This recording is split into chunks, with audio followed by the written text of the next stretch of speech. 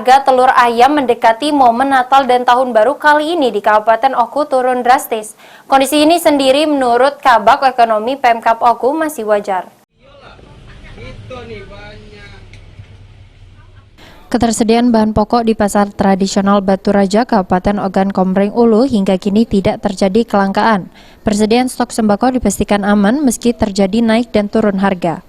Kabag Perekonomian Setda Oku, Tommy, mengungkapkan kenaikan harga sembako masih dinilai masih di ambang batas normal, dikisarkan angka Rp1.000 sampai Rp5.000 per kilogram. Bahkan ada yang mengalami penurunan drastis, seperti telur ayam yang semula Rp30.000 per kilo, kini menjadi Rp28.000 per kilo. Ayam sedang turun, tapi kata pedagang telur ayam ini tidak pasti, termasuk komoditi yang lainnya. Kemarin sempat 31, toto turun 28, besok bisa jadi 29, besok bisa jadi 30 seperti itu. Tapi kisaran-kisaran kenaikannya itu tadi mencapai 1.000, katakanlah 1.000 sampai 5.000 lah seperti itu.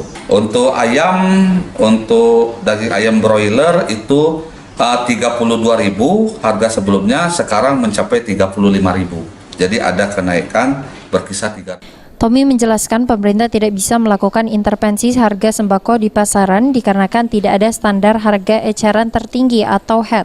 Namun jika nantinya ada kenaikan yang cukup tinggi atau di luar kewajaran, maka pemerintah bersama Bulog akan melakukan operasi pasar sembako.